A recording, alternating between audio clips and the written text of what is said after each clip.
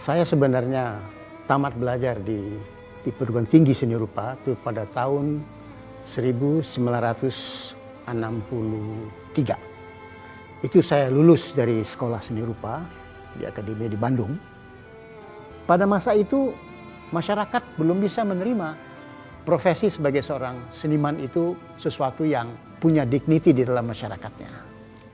Pertama kali saya menjual karya saya setelah saya belajar itu terjadi pada tahun 1960. Ada seorang orang Kanada membeli lukisan saya pada sebuah pameran yang dibuka di Bandung. Kebetulan orang itu menginap di Hotel Homan. Pameran dibuka di depan hotel itu. Datang dia lihat, dia bertanya pada saya, apakah karya saya itu bisa dijual? Pertanyaannya bagi saya itu betul-betul mengejutkan karena saya tidak bisa membayangkan orang mulai tertarik membeli lukisan saya. Dalam kebingungan itu menanyakan kepada teman-teman saya, kepada Bud Mukhtar, Sri Hadi pada ketika itu, ada orang mau beli lukisan saya, berapa harus saya jual? Karena saya belum tahu menjual harga lukisan pada ketika itu. Saya menjual dengan harga Rp6.500 sebuah lukisan. Nah, sejak itu saya mulai merasa bahwa saya mulai dihargai oleh orang. Konon pula orang itu bukan orang Indonesia tapi orang asing gitulah. Jadi keyakinan pada saya untuk terus menjadi seorang seniman, nekat atau berjanji untuk terus menjadi seniman pada tahun 1968 di Jakarta, di Balai Budaya Jakarta. Pada masa itu, pameran itu hampir seluruh karya saya itu terjual. Yang membeli itu adalah orang-orang kedutaan. Kedutaan Belanda, kedutaan Amerika, kedutaan Inggris, Australia. Itu mereka datang dan mereka lah pembeli kita. Sedikit sekali, hampir tidak ada orang Indonesia yang membeli itu.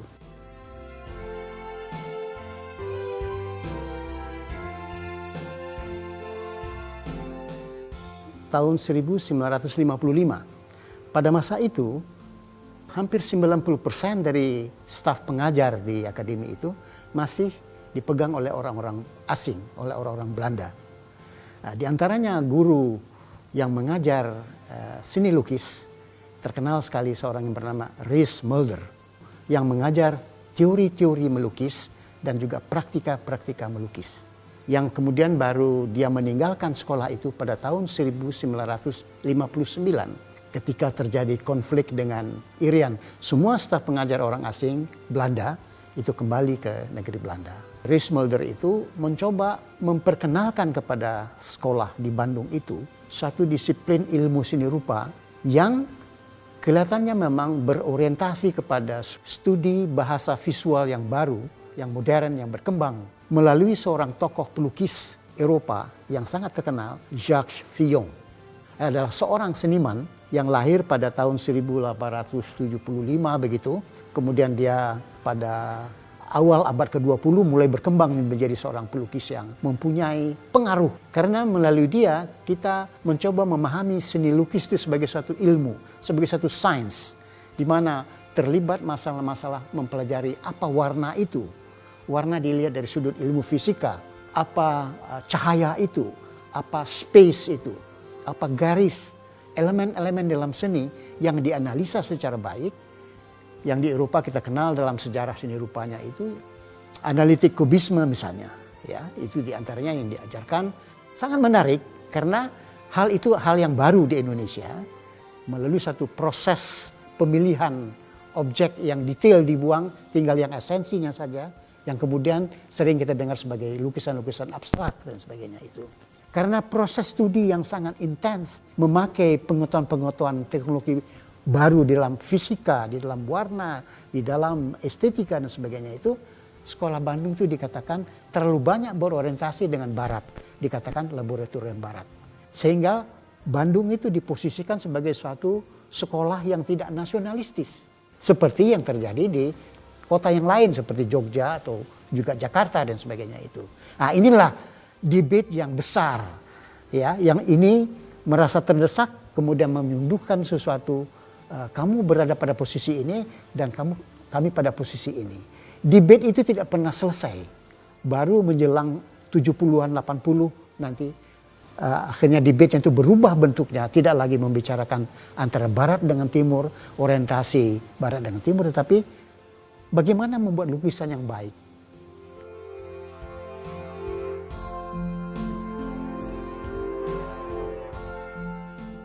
pada masa itu, di mana material-material sangat sukar didapatkan, sehingga lukisan-lukisan yang dibuat dengan material-material yang seharusnya bagus, seperti barang-barang cat, Rembrandt, Pelikan, dan sebagainya seperti itu yang dibuat di Eropa tidak kita dapatkan di Indonesia.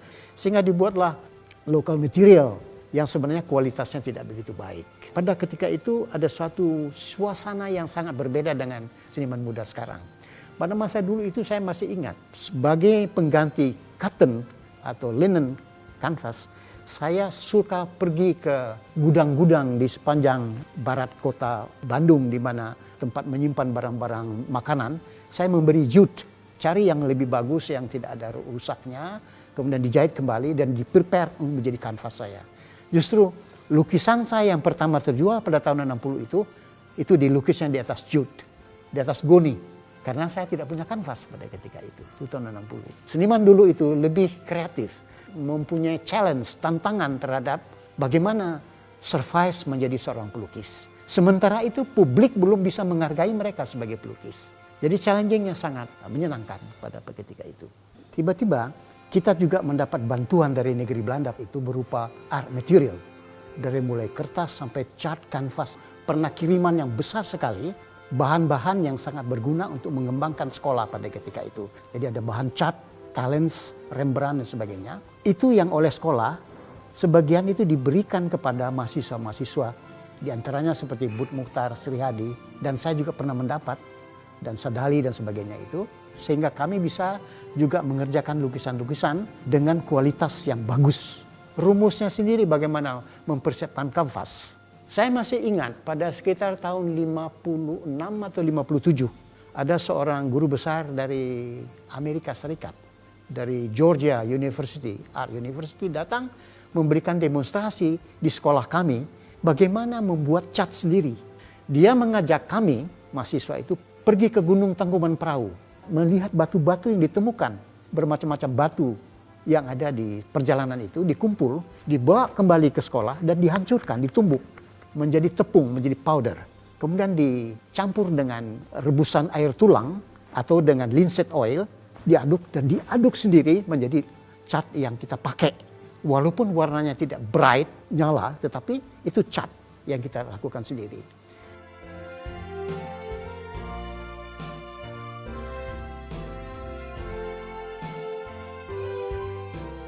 Jadi ketika saya mulai betul-betul terpikat untuk menjadi seorang seniman, pelukis, ada dua tantangan pada ketika itu, yaitu berpikir bagaimana menjadi seniman yang baik, di samping juga fokus sekolah saya di akademi pada waktu itu adalah bagaimana menjadi seorang guru yang baik. Jadi menjadi guru yang baik dan menjadi pelukis yang baik. Ini dua hal yang terpisah yang minta kesungguhan yang berbeda. Seorang guru yang baik, dia harus bisa memberikan kesempatan kepada anak didiknya untuk berkembang sesuai dengan potensi yang ada pada anak didik itu sendiri. Jangan ikuti saya, tapi ikuti bimbingan saya tentang potensi yang ada pada dirimu sendiri. Itu cara saya mengajar. Saya pikir yang membuat saya sampai sekarang itu tidak pernah tergantung kepada permintaan orang lain. Tapi selalu kembali kepada apa yang ingin saya katakan. 30-40 tahun terakhir ini saya tidak peduli orang mau mengatakan apa tentang saya. Yang saya peduli betul adalah apa yang bisa saya katakan sesuatu yang bermanfaat kepada penggemar-penggemar seni saya. Itu sesuatu yang saya pikir sangat lama untuk sampai ke situ. Karena membutuhkan satu keberanian yang besar, menampilkan diri kita sendiri di dalam dunia berkesenian itu. Menjadi seorang seniman sendiri pada ketika masih muda, seorang teman saya, Mukhtar Apin, pelukis senior yang saya sangat kagum pada dia, mengatakan pada saya begini, Pirus, kalau kamu mau menjadi pelukis yang baik, yang bebas, dan mempunyai suatu wawasan yang kemanapun kamu bisa pergi, jangan pernah selama kamu menjadi belajar melukis itu, gantungkan hidupmu kepada dunia melukis. Artinya, jangan kamu melukis karena kamu ingin menjual lukisan. Tapi melukislah karena kamu ingin mengatakan sesuatu dengan dirimu tentang dunia fantasimu, tentang objek-objek apa yang kamu ingin katakan di dalam dunia kesenian itu, tanpa terikat kepada apapun yang membuat kamu tidak bebas. Tetapi kita just make our own work sebagus mungkin dan sejelas mungkin mengatakan apa yang ingin kita katakan.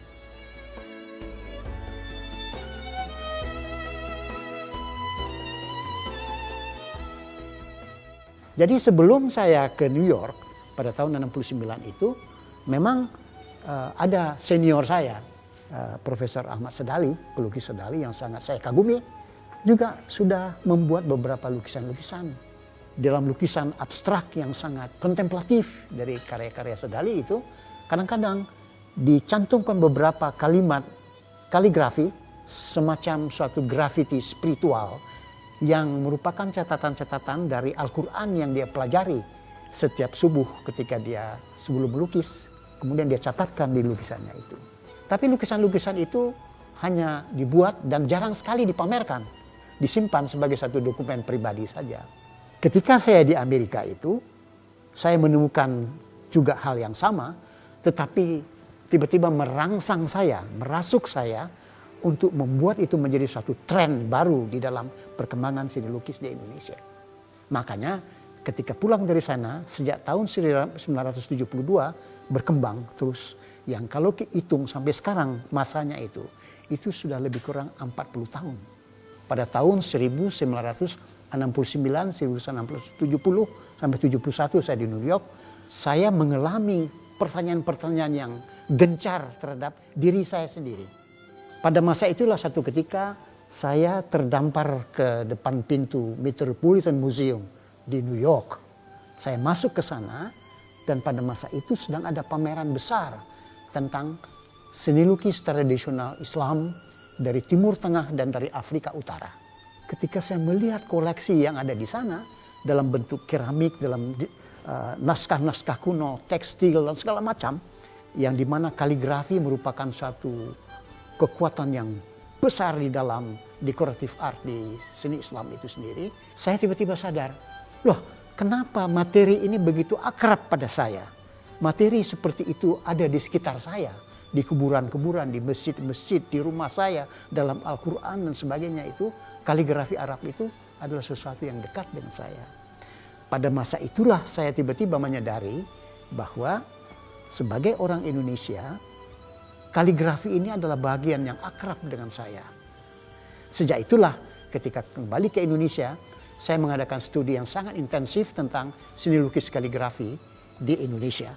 Coba melihat, pergi ke Aceh, pergi ke makam-makam tua abad ke-16, ke-17 ketika zamannya Kerajaan Aceh, di mana makam-makamnya itu sangat penuh dengan kaligrafi, khat-khat Arab yang sangat indah.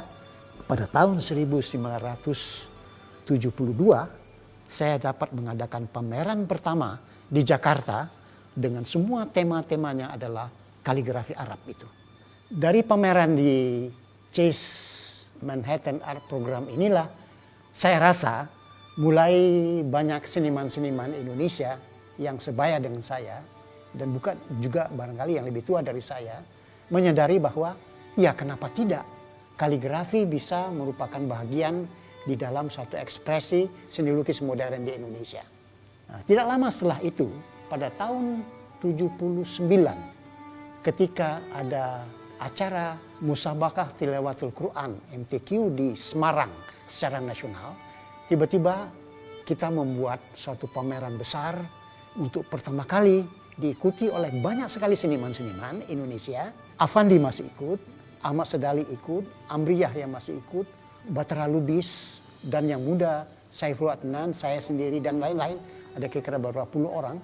Itu merupakan suatu gerakan awal secara nasional seni lukis kaligrafi Islami di Indonesia. Nah, saya dapat mengatakan itu sebagai sejarah awal. Nah, sejak itu Pak Sedali, almarhum sekarang, dan saya sendiri tiba-tiba dikategorikan di dalam seni lukis modern Indonesia itu sebagai pelukis-pelukis Islami. Nah, bagi saya mau terima atau tidak terima, ya kenyataannya seperti itu. Sampai sekarang pun kalau orang berbicara seni lukis Islami, itu adalah Pak Pirus, kira-kira begitu. Jadi inilah sebenarnya pada awal-awalnya perkembangan seni lukis kaligrafi Islami itu, memang sources utamanya adalah The Holy Book Quran itu sendiri.